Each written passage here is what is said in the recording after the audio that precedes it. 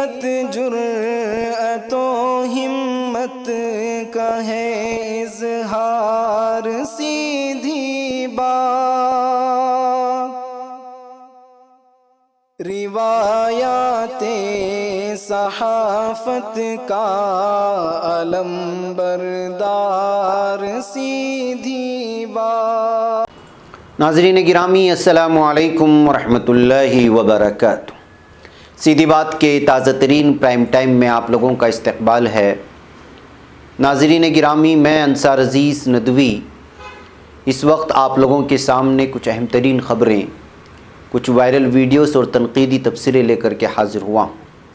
नाज़रीन गिरामी, मैं आपको बताऊंगा कि एक लड़का अपनी दादी माँ को सिर्फ़ पार्टी के लिए पैसे ना देने पर कत्ल कर देता है, मौत के घाट उतार देता है। कर्नाटक में सियासी हलचल मची हुई है। डिप्टी चेयरमैन की ख़ुदकुशी के बाद, जिनका ताल्लुक़ जेडीएस पार्टी से है, इस वक्त रियासत कर्नाटक में कुछ अलग ही तरह के बयानबाजियाँ चल रही हैं। वो तफसीलात मैं आप लोगों के सामने रखता हूँ। मैं आपको ये भी बताऊंगा कि किस तरह लोनी में दिन दहाड़े मॉब लिंचिंग होती है और रास्ते से गुजरने वाले कोई भी शख्स उनको रोकता नहीं है। कोरोना के वबा के बाद अब महसूस ये हो रहा है कि आइंदा साल से फ़िज़ाई सफ़र के लिए वैक्सीन पासपोर्ट दरकार होगा। ऐसी एक रिपोर्ट आई है CNN के हवाले से, मैं आपके सामने रखता हूँ। भारतीय फ़ौज के एक अफसर और सिविलियन के ख़िलाफ़ 3 कश्मीरियों के कत्ल का मुकदमा क्यों दर्ज हुआ और किस तरह से इल्ज़ामात लगे हैं भारतीय फ़ौजी पर, वो भी मैं आपके सामने रखते हुए सऊदी अरब की दीवार तैमा और तुर्की से आई कुछ ख़बरें और भी बहुत सारी चीज़ें हैं, वो आपके सामने रखूँ। उससे पहले आप लोगों से दरख्वास्त है कि जिन अहबाब ने हमारे चैनल को सब्सक्राइब नहीं किया है वो सब्सक्राइब कर लें। हमारे इन वीडियोज़ को दूसरों तक पहुँचाने में हमारी मदद करें, लिंक को शेयर करें। इदारे की मजबूती नाज़रीन गिरामी आप लोगों की मजबूती है। आइए नाज़रीन, सबसे पहले दिल्ली से आने वाली उस खौफनाक और अंदोनाक ख़बर की बात करते हैं। जो नया साल का आगाज़ हो रहा है, जाहिर सी बात है कि इसमें पार्टियां होती है, नौजवान तबका इसमें जो है पूरी तरह से शरीक होकर के नए अंदाज में पार्टी करने की कोशिश करता है। तो अब ख़बर ये आ रही है कि एक नानी माँ को 73 साल एक 19 साल लड़के ने मौत के घाट इसलिए उतार दिया क्योंकि वो उसको पार्टी करने के लिए पैसे देने के लिए राज़ी नहीं थी। मुलजिम की शनाख्त करण बताया जा रहा। नाज़रीन, ये रोहतास नगर में पेश आया वाक़या है। ये वारदात है, अंदोनाक वारदात है, जहाँ पे जो है सतीश जाली, जो महलूका जिसका नाम है, वो वहाँ पर रह रही थी। उसकी 19 साला नवासे ने ये कदम उठाया है।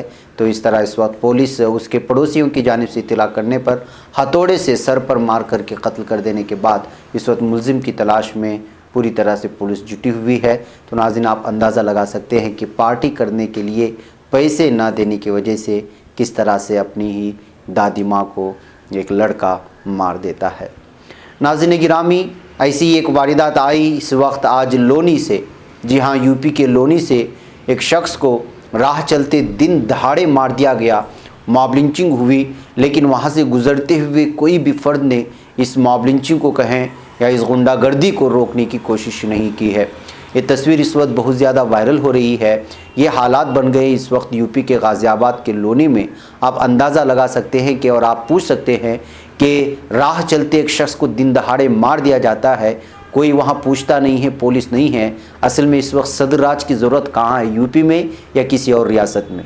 यूपी के किसी न किसी इलाके से किसी न किसी तरह की ख़बर हर दिन इस तरह की वारदात सामने आती रहती हैं, लेकिन योगी हुकूमत ख़ुद अपनी ही पीठ थपथपाती रहती है कि वो तरक्याती काम कर रहे हैं, लेकिन ज़मीनी सतह पर किस तरह जराइम पनप रहे हैं और किस हद तक वो पहुँच रहे हैं, इन तमाम तस्वीर के वायरल होने के बाद, इस तरह की ख़बरें सामने आने के बाद आप अंदाज़ा लगा सकते हैं। जिसको मारा गया है उसका नाम जो है अजय बताया गया है। फ़िलहाल गाज़ियाबाद पुलिस ने एक शख्स को गिरफ़्तार भी कर लिया है। ये वो शख्स है, इसके साथ ही इस वक्त फ़रार है। किसी आपसी मामले की वजह से जो लोनी के रास्ते पर रोक करके उस शख्स को 2 आदमियों की जानिब से मारने की ख़बरें आ रही हैं। संजय और बहुत सारे लोगों, संजय जो इस वक्त महलूक का भाई है मकतूल का, उसने जो है पुलिस थाने में मामला भी दर्ज करवाया है। ये हालात बन गए नाज़रीन दिन दहाड़े। और अफसोसनाक बात ये है कि इस तरह मारे जाते वक्त पब्लिक इतनी जो है उसकी वीडियो निकालती है, लेकिन रोकने की कोशिश नहीं करती। ये बहुत ही बड़ा संजीदा मामला है कि जराइम करते हुए आवाम को देखना इस वक्त मज़े की बात बन गई है। कोई उस जुर्म को रोकते हुए सामने नहीं आता। नाज़रीन, कर्नाटक की बात करते हैं। कर्नाटक में आप लोगों को मालूम होना चाहिए कि डिप्टी चेयरमैन का ने इस वक्त खुदकुशी कर ली है। आप लोगों को अगर याद होगा तो मालूम होगा कि कुछ दिन पहले हमने प्राइम टाइम में यहाँ पर एक चेयरमैन को ज़बरदस्ती कांग्रेसी कारकुनान की जानिब से खींचातानी करके उनको कुर्सी से हटाने की वो वीडियो हमने आप लोगों के सामने दिखाई थी। ये वही डिप्टी चेयरमैन हैं जिन्होंने आज सुबह खुदकुशी कर ली है अपने ही घर में। तो आप अंदाज़ा लगा सकते हैं कि अब जेडीएस के कुमारस्वामी ने पूरी तरह से साफ तौर पर कहा गया है कि विधान परिषद के जो डिप्टी चेयरमैन हैं धर्मेगौड़ा, एस.एल. धर्मेगौड़ा जिनका नाम है, उन्होंने ख़ुदकुशी नहीं की है बल्कि ये सियासी मर्डर है। और क्यों उन्होंने ख़ुदकुशी की है वो आप लोगों को अंदाज़ा है कि उनके साथ जो हुआ था काउंसिल में या फिर यहाँ पे असेंबली में वो तमाम लोगों के सामने है। कुमारस्वामी ने ये भी बयान दिया है कि 1995 से मैं उनके घर वालों को जानता हूँ, उनके साथ मेरा उठना बैठना है और पर्सनली मैं उनको जानता हूँ। वो ख़ुदकुशी नहीं कर सकते, वो इस तरह की जहनीत रखने वाले नहीं थे। लेकिन हालिया दिनों में जो सियासी हलचल मची और जिस तरह से उनको कुर्सी से हटाने की कोशिशें हुई, उनकी खींचातानी हुई और वो वीडियो जो वायरल हुई, शायद उसके बाद जो है वो अलग ही तरह के जहनी दबाव में थे या फिर वो अपने आप को जो है अलग तरह से इस मामले को शर्मनाक खुद को तस्वुर करते थे। ये वजह हो सकती है उनकी खुदकुशी की। कहते हुए एक मरतबा फिर जो है कांग्रेस और जेडीएस आमने सामने आ गई हैं। अब हकीकत क्या है उनकी खुदकुशी की किसी को सामने नहीं है।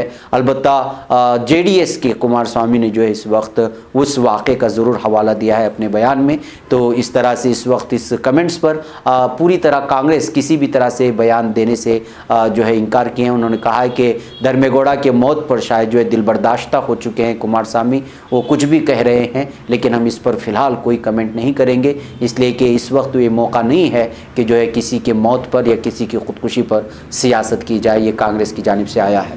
तो नाज़रीन, आप अंदाज़ा लगाएं कि क्या कुछ हो रहा है इस वक्त सियासत में कि एक शख्स जो डिप्टी चेयरमैन है और पूरी तरह से जो है वो हशाश बशाश है, अचानक खुदकुशी कर लेता है। तब उसकी वजूहात पुलिस ही लगा सकती है और उसको जो है इंफॉर्मेशन निकाल सकती है। नाज़रीन गिरामी, आइए अगली ख़बर की जानिब बढ़ते हैं। और अगली ख़बर जो मुझे आप लोगों के सामने रखना है वो ये है कि कोरोना वबा के बाद जो वैक्सीन आई है वो जो है बहुत सारे प्रॉब्लम्स आपके लिए आइंदा जा कर के पैदा कर सकती है। उसकी वजह है कि जिस तरह पहले ही दिन से बताया जा रहा था कि कोरोना एक मन घड़त कहानी है, ये इंसानियत पर कंट्रोल करने का एक पूरी तरह से मंसूबाबंद साजिश है। अलग अलग तरह के हमारे सामने वीडियोस आए, कोरोना की हकीकत क्या है और किस तरह उसको फैलाया गया, किस तरह लोगों के जहनीत पर कब्ज़ा करने की कोशिश की जा रही है। इस वक्त जो मैं रिपोर्ट आप लोगों के सामने रखूँगा CNN के हवाले से, वो आप जानने के बाद मज़ीद अचंभे में आ जाएंगे या हैरान रह जाएंगे कि क्या कुछ होने वाला है।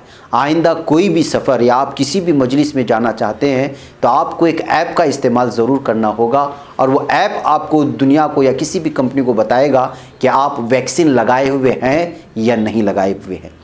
जबकि मुख्तलिफ़ अक़वाम कोरोना वायरस वैक्सीन लगाना शुरू कर चुकी है। उम्मीद है कि आइंदा साल तक दुनिया भर में मामूल के मुताबिक सूरत हाल लौट आएगी। कोरोना वायरस बीमारी कोविड-19 ने दुनिया भर में ज़िंदगी तब्दील करके रख दी है। इस मर्ज़ ने आलमी सतह पर ज़ायद 80 मिलियन अफराद को मुतासिर किया और उनमें से 1.76 मिलियन फौत हो गए। मास्क और समाजी फासले के साथ अब एक और नया मामूल उभर आने का इम्कान है, जो CNN रिपोर्ट के मुताबिक वैक्सीन पासपोर्ट ऐप है। यानी वो एक ऐप होगा मोबाइल में इस्तेमाल होने वाला और उसका नाम होगा वैक्सीन पासपोर्ट ऐप।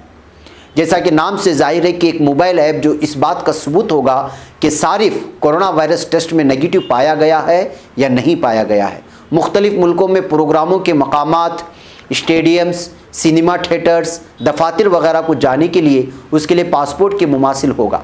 ताहम आलमी सेहत तंजीम ने कहा है कि इन पासपोर्ट से शायद कोरोना वायरस के ट्रांसमिशन को घटाने में मदद नहीं मिलेगी, क्योंकि दूसरी मरतबा इन्फेक्शन का इम्कान हमेशा रहता है। इस ज़िम्ने में कुछ तफसीलात मुलाहजा कीजिए। मुख्तलिफ अफराद को अपनी कोरोना टेस्ट की तफसीलात ऐप पर अपलोड करनी होगी और बाज़ मखसूस कंपनियों के तैयार करदा ऐप पर उन तफसीलात के अलावा टीका अंदाज़ी के बारे में भी मवाद जमा किया जाएगा। ये तफसीलात डिजिटल सबूत के मुमासिल होंगे जो फ़िज़ाई सफ़र के वक्त मुतल्लिका हुक्काम की जानिब से तलब किए जाने पर पेश करने होंगे। वैक्सीन पासपोर्ट ऐप से मुतल्लिका ऑर्गेनाइजेशन ने मुख्तलिफ एयरलाइंस जैसे कैथे पैसिफिक और जेट ब्लू, लुफ्थहांसा और स्विस एयरलाइंस, यूनाइटेड एयरलाइंस और दीगर के साथ शराकतदारी कर ली है, यानी उनकी बातचीत हो चुकी है। IBM कंपनी ने भी एक ऐप तैयार किया है जिसे डिजिटल हेल्थ पास का नाम दिया गया है। ये ऐप भी आपकी इनफरादी तफसीलात के साथ कोरोना वैक्सीन लगाने के बारे में मालूमात महफूज करेगा, जो बवक्त फ़िज़ाई सफ़र पेश किया जा सकता है। यानी अगर आप दुबई जाना चाहते हैं, अपने इलाके से किसी भी मुल्क में जाना चाहते हैं, तो आपको बगैर किसी इस ऐप को दिखाए बगैर आप जा नहीं सकते। इस तरह जो है आपको जकड़ने की कोशिशें हो रही हैं, कोरोना के नाम पर, वैक्सीन के नाम पर, सेहत के नाम पर, मेडिकल के नाम पर, अलग तरह के नामों पर। आइन मुमकिन है कि आने वाले हफ्तों और महीनों में इस किस्म के डिजिटल प्रूफ के बाद ही मुताल्लिक़ा फ़र्द को फ़िज़ाई सफ़र की इजाज़त दी जाएगी। यानी कि जब तक आप ऐप अपलोड नहीं करेंगे और आप कोविड वैक्सीन लगा कर के उसके अंदर वो सारी तफसीलात मुहैया नहीं कराएंगे, तब तक आप जो है पासपोर्ट ले कर के भी, जो नॉर्मल पासपोर्ट इस्तेमाल होता है, तब भी आपको किसी मुल्क का वीज़ा लगाए तब भी आप जा नहीं सकते, जब तक इसमें जब तक ये ना लिखा हो कि आप जो है कोरोना नेगेटिव पाए गए हैं और बाकायदा इस ऐप में जो है पूरी तरह से तफसीलात फराहम ना किए जाएँ। तो इससे आप अंदाज़ा लगा सकते हैं कि आपको किस अंदाज में कंट्रोल किया जाएगा। अब इस ऐप में क्या क्या होंगे, इस ऐप को डाउनलोड करने के बाद आपके जो है जो डाटा बेस, जो आपकी पर्सनल डाटा होती है, आपके मोबाइल में महफूज आपके पर्सनल डाटा होते हैं, वो किस तरह हैक कर लिया जाएगा इस ऐप के ज़रिए से पता नहीं चलेगा। तो नाज़रीन, जिस तरह के इम्कानात, जिस तरह के ख़दशात, जिस तरह के अलग अलग तरह के बयानात कोविड-19 को लेकर के पहले दिन से जारी हुए हैं, इस तरह के लगातार ऐप के सिलसिले में ज़िक्र और वैक्सीन को लेकर के जो ज़िक्र सामने आ रहे हैं, उससे अंदाज़ा लगा सकता है कि जो तबसरे किए गए थे वो वाकई में सही थे। वो चाहे बिल गेट्स को लेकर के जो बातें कही गई हों या यहूदियों की चालों को लेकर के जो बात कही गई हो, इस तरह के मरहलावार जो चीज़ें सामने आती जा रही हैं, उससे उन खदशात में और उन कामनात में जो है तयक़ुन हो जाता है और महसूस होता है कि वाकई इस वक्त पूरी दुनिया की इंसानियत मुट्ठी भर लोगों के जो है जकड़ में फंस चुके हैं और वो उनको जिस तरह चाहे इस्तेमाल कर सकते हैं, ऐसा महसूस होता है। नाज़रीन गिरामी, आइए अगली ख़बर की जानिब बढ़ते हैं। भारत के ज़ेर इंतज़ाम कश्मीर में पुलिस ने एक फ़ौजी अफसर और एक सिविलियन के ख़िलाफ़ 3 मज़दूरों के कत्ल और उन्हें दहशतगर्द करार देने के इल्ज़ामात के तहत मुकदमा दर्ज कर लिया है। और ये मामला आप लोगों के सामने हमने भी रखा था कि किस तरह एक आम मज़दूरों को, जिनका ताल्लुक़ दूसरी रियासतों से था, जो काम के लिए आए थे, रोज़गारी के लिए आए थे, एक ज़िले से दूसरे ज़िले में, उनको जो है किस तरह से मार दिया गया था और बाद में उन पर दहशतगर्दी का ठप्पा लगाया गया था। ये मामला बहुत आगे बढ़ा और मरकज़ी हुकूमत ने भी इसको संजीदगी से ली। अब ये 3 कश्मीरी मज़दूर रवां साल जुलाई में जो मारे गए थे, भारतीय फ़ौज ने इब्तिदाई तौर पर अपने बयान में कहा था कि अफराद कश्मीर के जुनूबी गाँव अमशीपुरा में सिक्योरिटी फोर्सेस पर फायरिंग के बाद एक झड़प में मारे गए। लेकिन कश्मीर पुलिस ने अपने हालिया बयान में कहा कि इन तीनों मजदूरों के कत्ल के बाद उनके पास हथियार रखकर दहशतगर्द करार देने की कोशिश की गई थी। ये बात जब सामने आई है तो वो सारे मामलात पर यकीन हो जाता है कि किस तरह यहाँ पर दहशतगर्द के नाम पर नॉर्मल लोगों को, आम लोगों को, यानी सिविलियंस को भी जो है फ़ौज मौत के घाट उतार देती है। जिस तरह के अलग अलग खदशात यहाँ के मकामी अखबारात में पेश किए जाते रहते हैं, अब ख़ुद पुलिस के बयान के बाद उस पर यकीन हो जाता है। कश्मीर पुलिस ने, जो बराह रास्त भारतीय हुकूमत के कंट्रोल में है, इतवार को एक प्रेस रिलीज जारी करते हुए कहा है कि वाक़े की तहकीकात में उन्हें मालूम हुआ है कि मज़कूरा मज़दूरों को भारतीय फ़ौज के कैप्टन और 2 सिविलियंस ने मिलकर कत्ल किया था, जिनमें से एक सिविलियन वादा माफ़ गवाह बन गया है। अमशीपुरा वाक़े के बाद कश्मीर पुलिस को 3 मज़दूरों के लापता होने की रिपोर्ट दर्ज कराई गई थी, जो अपने घरों से ज़िला राजौरी में मजदूरी के लिए निकले थे। पुलिस ने कहा कि उन्होंने गैरकानूनी हथियार और दीगर चीज़ें मज़दूरों की लाशों के पास प्लांट की और उनकी शनाख्त को मस किया। पुलिस के मुताबिक मुलजिमान ने जानबूझकर और इरादतन ऑपरेशन SOPs पर अमल नहीं किया था। अब जो है पूरी तरह से फ़ौज के उस जिसने भी ये कत्ल किया था सिविलियंस को और भारतीय फ़ौज का जो कैप्टन था, उसको लेकर के इस मामला दर्ज हुआ है। अब देखना है कि उसके ख़िलाफ़ कार्रवाई क्या होती है और इस मामले के हवाले से मुमकिन है कि बहुत सारे ऐसे वो दास्तानें भी सामने आएँ जिसमें आम तौर पर ये बातें बयान की जाती है कश्मीरियों की जानिब से। वो आम आदमी थे, वो स्टूडेंट से, वो काम के लिए गए थे, जंगल में घूमने के लिए गए थे, लेकिन उनको मार दिया गया अलग अलग बहाने से। इन सारी चीज़ों की जो है वाकई में तहक़ीक़ात होनी चाहिए। वह नाज़रीन गिरामी, आइए बात करते हैं तुर्की की। हुकूमत 18 बरसों में 4409 वारिदात वापस लेकर के आई है। ये बयान हाल ही में सदर एर्दोगान ने जारी किया है। तुर्की हर उस चीज़ को कबूल करेगा जो उसकी सकाफ़त और तारीख़ का हिस्सा होगी। ये हमारी दौलत है जो हम दुनिया भर से वापस लेकर के आएंगे। तुर्क तारीख़, सकाफ़त और फ़नून को फ़रोग़ देने में हुकूमत हुनरमंदों की मदद करेगी। ये बयान उन्होंने एक यहाँ पर जो नुमाइश लगाई गई थी तुर्की सकाफ़त के सिलसिले में और दीगर ममालिक में जो यहाँ की सकाफ़त, यहाँ की यादगार जो बहुत ही कीमती चीज़ें होती हैं उसको ले गए थे, उसको वापस लाने के बाद इस वक्त तुर्की की जो तारीख़ रही है उसकी सकाफ़त से वाबस्ता तमाम तस्वीर और तमाम यादगारों को ला कर के इस वक्त तुर्की में रखने की कोशिशें हो रही हैं। मतलब ये है कि जो उस्मानिया तारीख़ है उसको वापस जो है नौजवान नस्ल में पहुंचाने के लिए तुर्की ये कोशिश कर रहा है कि वहाँ की जितनी भी नवारिदात थी जो दीगर ममालिक में ले गई हैं, छीन ली गई हैं या फिर रख दी गई हैं, उसको ख़रीद करके वापस अपने मुल्क लाए, इसकी कोशिशें जारी हैं। वहीं नाज़रीन, तुर्की ने कल से इराक़ को बिजली की एक्सपोर्ट शुरू कर दी है। जॉर्जिया, बल्गारिया और यूनान के बाद इराक़ ऐसा चौथा मुल्क है जिसे तुर्की से इस वक्त बिजली एक्सपोर्ट की जा रही है। तुर्क कंपनी इराक़ को 150 मेगावाट बिजली एक्सपोर्ट करेगी। तुर्की में बिजली की पैदावार 95,000 मेगावाट है। तो इस तरह से इराक़ भी इस वक्त उस फहरिस्त में शरीक हो गया है जहाँ से तुर्की की बिजली का इस्तेमाल होगा। नाज़रीन गिरामी, आइए मैं आपको एक वीडियो बताऊं जो इस वक्त कर्नाटक से आ रही है और शेयर की जा रही है। दादा पहाड़ का मामला आप जानते ही हैं कि उसमें वहाँ एक मज़ार भी मौजूद है और वहाँ जो है उस पहाड़ को लेकर के चिकमंगलूर के इलाके में बहुत ज़्यादा जो है नफ़रत फैलाने की कोशिशें होती है भगवादारियों की जानिब से, भगवा तंजीमों की जानिब से। तो जाहिर सी बात है कि वीडियो भी इस वक्त वायरल हुई। उन्होंने कन्नड़ा में आवाज़ लगा रही थी कि दत्ता पीटा हमारा है, यानी दादा पहाड़ हमारा है। बताया जा रहा है कि भगत क्रांति सेना के ये कारकुनान हैं और आप अंदाज़ा लगा सकते हैं कि पुरअमन माहौल में अगर किसी भी तरह से जो मामला कोर्ट में चल रहा है, जो मामला इस वक्त सुनवाई के दौर में चल रहा है, उस मामले को मज़ीद उबार करके लोगों में नफ़रत फैला करके पुरअमन माहौल में भंग डालने का इस तरह की तंजीमें काम करते हैं। ये एक ताज़ा इस वक्त रैली है जो कर्नाटक के किसी इलाके से में हुई, तो सोशल मीडिया में शेयर की जा रही है कि ये भगत क्रांति सेना है जो पुरअमन माहौल में जो है इस वक्त भंग डालने की कोशिश कर रही है। ये कहते हुए इस वीडियो को शामिल करने की कोशिश की गई है। बाकी नाज़रीन गिरामी, मुझे यहाँ पर इजाज़त है। इंशाअल्लाह ताला फिर आप लोगों से मुलाकात होगी। वस्सलामु अलैकुम रहमतुल्लाहि व बरकातुहू। खबर पढ़ने का तुमने भी अजब अंदाज पाया है, रवादारी के जज्बे ने भी तुम पे नाज पाया है। इसी रह में मोहब्बत का हंसी एजाज पाया है। तुम्हें हर अंजुमन में हमने तो मुमताज पाया है, मुमताज पाया है।